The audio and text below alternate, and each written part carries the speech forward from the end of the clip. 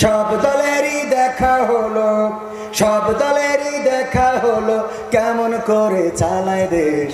আগামীতে চাই যে দেখতে দাড়ি টুপির বাংলাদেশ, আগামীতে চাই যে দেখতে আল কোরআনের বাংলাদেশ। এমন নেতা চাই যে দেশে দুঃখ সবার বোঝে, গরিব দুঃখীর বাড়ি বাড়ি দুঃখ কষ্ট খোঁজে রে, দুঃখ কষ্ট খোঁজে। এমন নেতা চাই যে দেশে দুঃখ সবার বোঝে, গরিব দুঃখীর বাড়ি বাড়ি দুঃখ কষ্ট খোঁজে রে, দুঃখ কষ্ট খোঁজে। সব অধিকার ফিরিয়ে দিয়ে, সব অধিকার ফিরিয়ে দিয়ে আনবে দেশে খুশির লেশ। আগামীতে চাই যে দেখতে দাড়ি টুপির বাংলাদেশ, আগামীতে চাই যে দেখতে আল কোরআনের বাংলাদেশ। দুর্নীতি আর চাঁদাবাজি ভাই চলবে না এই দেশে, রুখে দিতে হবে তাদের আসলে ফ্যাসিস্ট বেশে রে, আসলে ফ্যাসিস্ট বেশে। দুর্নীতি আর চাঁদাবাজি ভাই চলবে না এই দেশে, রুখে দিতে হবে তাদের আসলে ফ্যাসিস্ট বেশে রে, আসলে ফ্যাসিস্ট বেশে। ভুলের পথে থাকলে অটল, ভুলের পথে থাকলে অটল, এহ পরকাল হবে শেষ। আগামীতে চাই যে দেখতে দাড়ি টুপির বাংলাদেশ, আগামীতে চাই যে দেখতে আল কোরআনের বাংলাদেশ। ভ্রান্ত মতে বাতিল পথে শান্তি খোঁজে যারা, রবের ভাষায় চোখ থাকিতে অন্ধ বধির তারা রে, অন্ধ বধির তারা। ভ্রান্ত মতে বাতিল পথে শান্তি খোঁজে যারা, রবের ভাষায় চোখ থাকিতে অন্ধ বধির তারা রে, অন্ধ বধির তারা। ভুলের পথে চললে আইন আল কোরআনের, চললে আইন আল কোরআনের, তবে দেশটা চলবে বেশ। আগামীতে চাই যে দেখতে দাড়ি টুপির বাংলাদেশ, আগামীতে চাই যে দেখতে আল কোরআনের বাংলাদেশ। সব দলেরই দেখা হলো, সব দলেরই দেখা হলো, কেমন করে চালায় দেশ। আগামীতে চাই যে দেখতে দাড়ি টুপির বাংলাদেশ, আগামীতে চাই যে দেখতে আল কোরআনের বাংলাদেশ।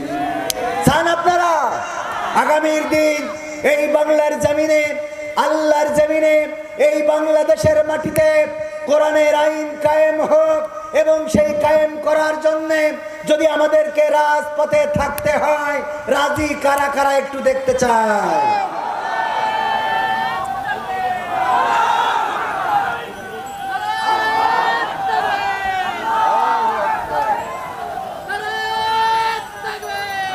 সম্মানিত ভাইরা, যদি ঐক্যবদ্ধ থাকেন, চরমনাই, জামাত, হেফাজত, যত ওলামায়ে কেরাম আছে, পাশাপাশি যারা প্রকৃত অর্থে আল্লাহকে ভালোবাসেন, রাসূলকে ভালোবাসেন, তারা যদি ঐক্যবদ্ধ হন, তাহলে বাংলাদেশে 5ই আগস্টে যেমন এক ধাক্কায় আমরা অনেককে বর্ডার পার করে দিয়েছি, আর একটা ধাক্কায় এই জমিনে কোরআনের রাজ কায়েম হয়ে যাবে ইনশাআল্লাহ। এই ধাক্কা দিতে রাজি আছেন? যদি রাজি থাকেন, ঐক্যবদ্ধ থাকতে হবে, বাতিলের রক্ত চক্ষুকে উপেক্ষা করতে হবে। আর বাতিলকে স্পষ্ট করে বলে দিতে চাই, আমরা কোন দলের হয়ে কাজ করি না। আমাদেরকে জামাতের বলবেন হবে না, আমাদেরকে হেফাজতের বলবেন হবে না, আমাদেরকে আটরশি, ফুরফুরা, অন্যান্য যত দল আছে তাদের দলের ট্যাগ লাগাবেন হবে না। আমরা দল করি আল্লাহ ও তার রাসূলের দল, বলেন ঠিক কিনা? কারণ এই জমিনে যদি কোন ইসলামী দল আল্লাহর আইনের বিপক্ষে যায়, আমরা সেই ইসলামী দলকে বঙ্গোপসাগরে ফেলে দেব, ঠিক না বেঠে? আর যদি কোনো অনইসলামিকও ইসলামের পক্ষে আসে, বুকটা উদার রেখেছি, জড়িয়ে বুকে তুলে নেব। এটাই তো অনেকেই আমাদের ভুল বোঝে, মনে করে মনে হয় কোনো দলের হয়ে আসছে, কোনো দলের হয়ে কথা বলবো। আমরা তো আল্লাহর দলের।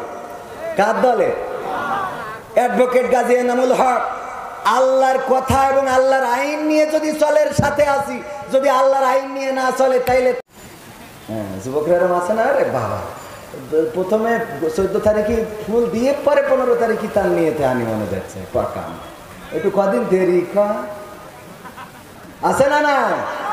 লাইলাতুল ফেব্রুয়ারি পালন করার যুবক আছে না নাই? তুমি যার লাগে আইন বিভর, তার তো বাটন ফোন। ওরে কেমন করে বুঝবে গো সে, কেমন করে বুঝবে গো সে, ডিজিটাল তোর মন তুমি যার লাগিয়া, তুমি যার লাগিয়া এমবি ভরো, তার তো বাটন ফোন। মেসেজ দিলে সিন করে না, দেয় না তো রিপ্লাই, ভিডিও কলে বলবা কথা, ক্যামেরা তার নাই রে, ক্যামেরা তার নাই। মেসেজ দিলে সিন করে না, দেয় না তো রিপ্লাই, ভিডিও কলে বলবা কথা, ক্যামেরা তার নাই রে, ক্যামেরা তার নাই। ওরে ডিজিটাল এই যুগ জামানাই, ডিজিটাল এই যুগ জামানাই, অ্যানালগ তার মন তুমি যার লাগিয়া, তুমি যার লাগিয়া এমবি ভরো, তার তো বাটন ফোন। প্রেম প্রীতি ভালোবাসা বিয়ের আগে নয়। হ্যাঁ, এবার যুবকরা ঠিক কয় না, এই ঠিক না বেটে? প্রেম প্রীতি ভালোবাসা বিয়ের আগে নয়, মনের মধ্যে রাখো যুবক আল্লাহ তাআলার ভয় রে, পরকালের ভয়। ওরে তবেই তুমি মুক্তি পাবা, তবেই তুমি মুক্তি পাবা, দোজখের আগুন তুমি যার লাগিয়া, তুমি যার লাগিয়া এমবি ভরো, তার তো বাটন ফোন। এমন যুবক আছে না নাই? আরে মেয়ে মানুষের পিছনে ঘুরে বেড়ায়, সময় নষ্ট করে। গতকালকে আলোচনায় বলেছিলাম, ও যুবক, ওই 14 ফেব্রুয়ারির অপেক্ষা করে লাভ নাই, ওই ভ্যালেন্টাইন্স ডে গদখালি যে লাভ নাই। তুমি যারে চাও ওর পিছনে ঘুরে লাভ নাই, কারণ তুমি যারে চাও সে হয়তো আর একটারে চাইতে পারে না, পারে না। আবার এখনকার মেয়েরা চায় কাদের? গাঞ্জাখোর, মদখোর, ইয়াবাখোর যারা আমার মা বোনেরা সুন্দরী সুন্দরী মেয়েগুলো চাই তাদের, বলেন ঠিক কিনা? ঠিক না বেঠে? ভালো ভালো মেয়েগুলো সব ওইগুলো নিয়ে যায়। আজকেও ফেসবুকে দেখলাম, যদিও মুহতারাম আমিরে জামাত এবং সেক্রেটারি জেনারেল বলেছেন ফেসবুকের তথ্য নিয়ে আলোচনা করবেন না, কিন্তু কিছু কথা না বললেও হয় না। দেখলাম একজন ইয়াবা ব্যবসায়ী ধরা খেয়েছে, ওরে বাবা কত সুন্দরী, আর অপর দিকে ওই যে মেয়েটার জন্য একজন খুন হয়েছে আর 2 জন জেলে গিয়েছে, তার চেহারার দিকে তাকালি তো পান্তা ভাতি খাওয়া যায় না। ঠিক না বেঠিক? এই জন্য মাঝে মাঝে ফেসবুকে দেখলাম 2 একজন লিখেছে শিক্ষিতরা কি পছন্দ করে আর ইয়াবাখোররা কি পছন্দ করে। ইয়াবাখোরদের বউ ভালো না খারাপ? বিয়ের আগে মনে করে ওই যে চুল একটা কুত্তা কাটিং দিয়ে মোটরসাইকেল একখান বড় তাই কিনে, যার পরে চড়লি মোটরসাইকেল মনে করে পিঁপড়ে বসে রইস, মাজা পাশার সাইজ তো বেকায়দা, ওই মোটরসাইকেলে গিয়া দেয়, আর সুন্দরী মেয়েটা মনে করে এইটাই তো ঠিক আছে। কিন্তু যখন বিয়ে করে রে, এরপরে দেখে নেটওয়ার্কে সমে এসারে, কথা কয় না। এইবার তখন আর জাতি চায়, কথা কয় না। এরম ঘটছে না? ঘটছে না? যাবে না কেন? কারণ সেটা মাল খায় টাল হয়ে থাকে। এটা তো আগেও ছিল, এখনো আছে। আগে দেখে পাগল হইলা, এখন কেন এটা করো? দাড়ি দেখে পছন্দ হয় না, টুপিওয়ালা পছন্দ হয় না, মাদ্রাসার হুজুর পছন্দ হয় না, কিন্তু ইতিহাস সাক্ষী আমাদের আবু তাহা আদনানদের বিমান ভাড়ারা পর্যন্ত চলে আসে। কথা কয় ঠিক না বেঠিক?